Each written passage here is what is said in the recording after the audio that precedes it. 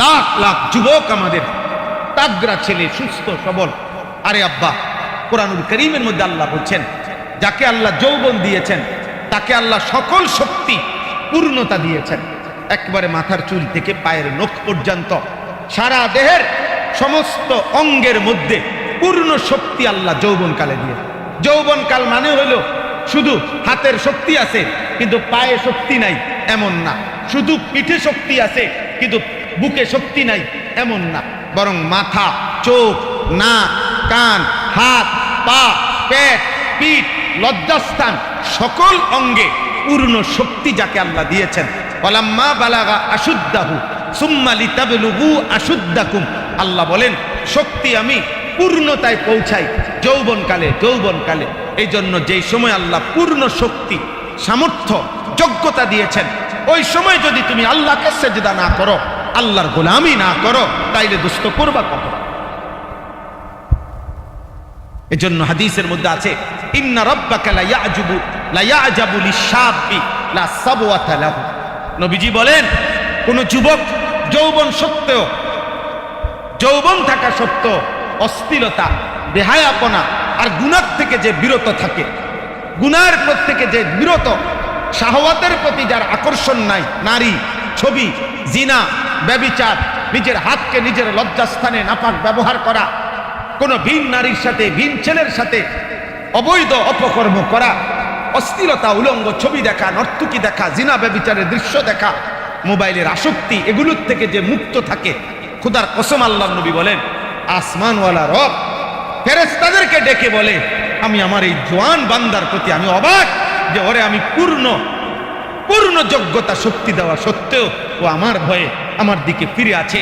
তোদেরকে সাক্ষী রেখে বললাম, ওরে আমি আরশের নিচে ছায়া দান করব, ওরে আমি আমার আরশের নিচে ছায়া দেব।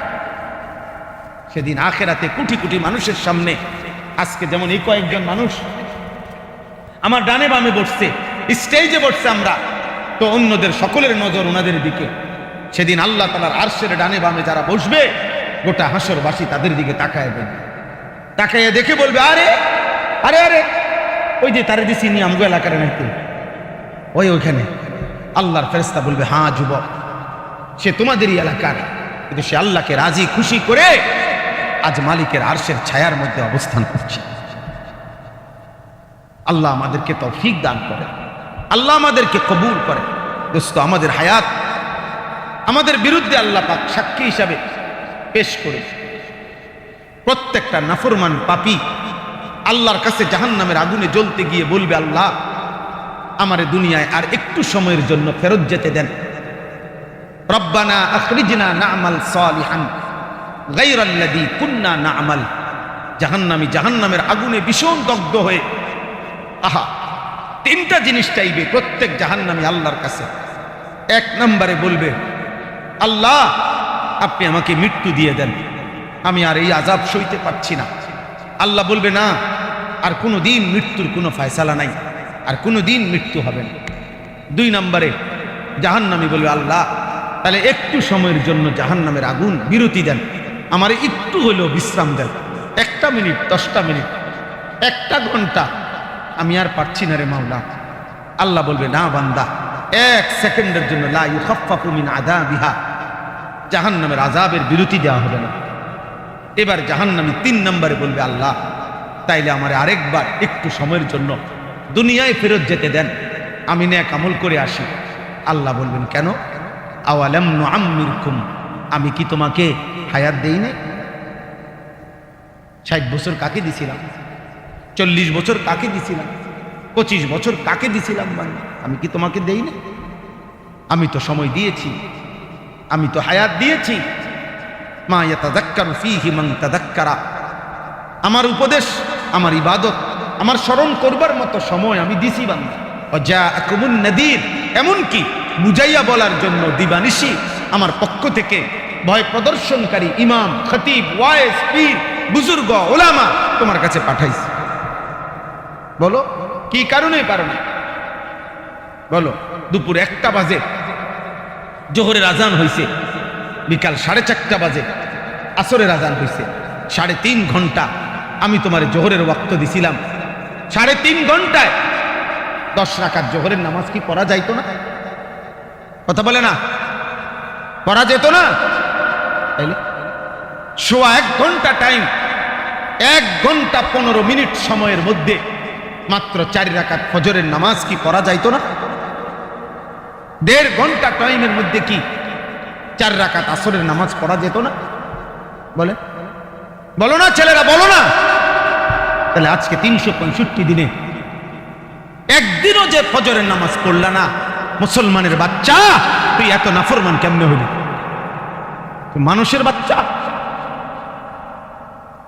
কোন জানোয়ার এত বড় নিকৃষ্ট হইতে পারে না। কোন হাইওয়ান জানোয়ারকেও যদি বেটা বলতো, তো হাইওয়ান জানোয়ারও তো এর চাইতে আগে সেজদা দিত বেটা। এই তামাম পৃথিবী আল্লাহ তাআলা, কুকুর নির্দিষ্ট কিছু জিনিস ভোগ করে, শুকর নির্দিষ্ট কিছু জিনিস ভোগ করে, আর গোটা কায়নাতের সমস্ত কিছু আল্লাহ আমাদের ভোগের জন্য আল্লাহ আমাদেরকে দিয়েছেন। আল্লাহ বলেন, গোটা পৃথিবী দিয়ে তোরে পালি বেটা, তুই নাফরমান গাদ্দার, আমার মতো মালিকরে সেজদা দেস না, তোর চাইতে নিকৃষ্ট বেয়াদব। আমি এই জন্য প্রত্যেক দিন বলি এটা, যে নামাজ পড়ে না, যার কপালে সেজদা নাই, তার চাইতে বড় বেয়াদব, গাদ্দার, তার চাইতে বড় ঘাটতারা বেয়াদব আসমানের নিচে জমিনের উপরে কোনো জানোয়ারও নাই। কোনো জানোয়ারও না, কোনো জানোয়ার হইতে পারে না। কারণ এই গাদ্দার বড় শক্ত গাদ্দার।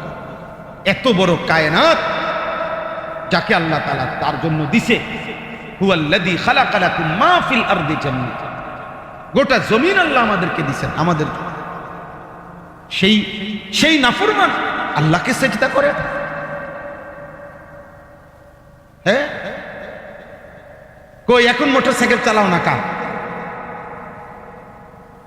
এখন মোটরসাইকেল চালাও না কেন? এখন মাতবুরি করো না কেন?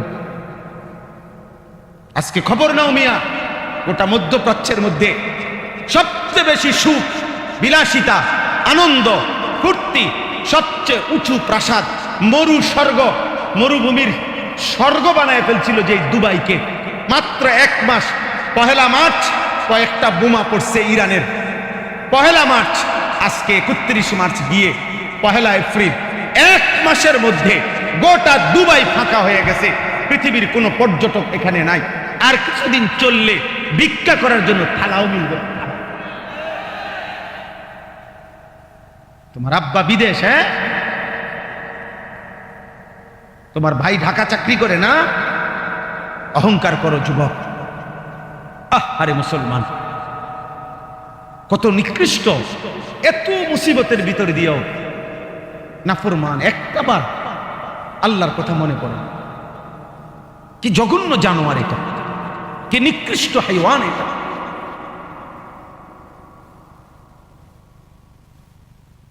দেখেন না, এতবার নিষেধ করা হয়েছে, এরপরও কিছু বেয়াদব ছবি তুলতেই আছে। এই বেয়াদবরা বেয়াদবই থেকে যাবে। কোনো কিছুর কোনো পরোয়া নাই, কোনো পরোয়া। পৃথিবীতে কি হইতেছে, আগামী দিনে আমাদের সুখ আছে না দুঃখ আছে, আগামী দিনে আমরা মুসিবতে পড়বো না কি হবে, কোনো খবর নেই, কোনো খবর নেই। অসুবিধা কি? আমার আব্বা আছে, আমার আব্বা চুরি করে পারুক আর যেমনি পারুক, আমার আব্বাই টাকার ব্যবস্থা করবে, খালাস। অসুবিধা কি?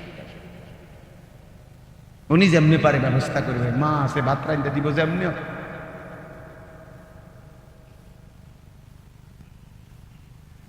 এক মা আজকে আপনাদেরই অঞ্চলের কোনো একজন মা আমার কাছে একটা কাগজ পাঠাইছে, আমি এখানে বৈশাখ করছি এটা।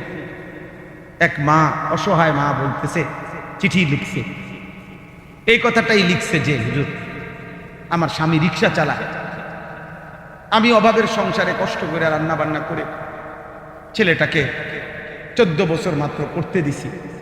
ছেলেটা সারা দিন রাত শুধু মোবাইল টিপে, 1 ওয়াক্ত নামাজ পড়ে না। দোয়া চাইছে।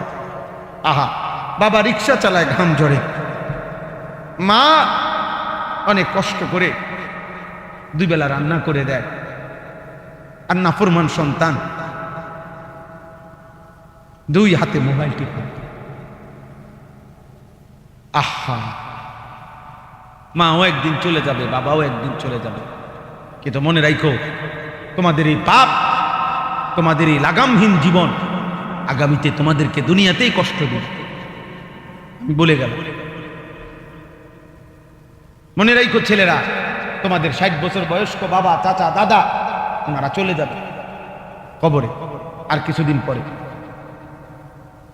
কিন্তু তোমরা যারা 14, 16, 18, 20 বছরের যুবক, আল্লাহ যদি তোমাদের হায়াত দেয়, তোমরা আরো 40 বছর, আল্লাহ তাআলা হায়াত দিলে আরো 50 বছর তোমরা বাঁচবা। আগামী 40 বছর, 50 বছর পরে এই লাগাতার গুনাহ কোথায় পৌঁছাবে? ইনসাফ থাকলে ভাইবা দেখো, কবর তো আছেই, আখিরাত তো আছেই, হাসরের ময়দান তো আছেই, সে তো পরের কথা। দুনিয়ায় কষ্ট।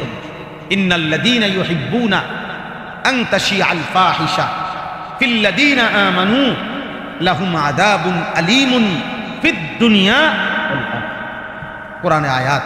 আল্লাহ বলে, মুসলিম সমাজে যারা অশ্লীলতা ছড়িয়ে দেয়, বেহায়াপনা ছড়িয়ে দেয়, খোদার কসম আল্লাহ বলেন, আমি তাদেরকে ভয়ানক আযাব দেব, ফিদ দুনিয়া ওয়াল আখিরাহ, দুনিয়াতেও আখিরাতে।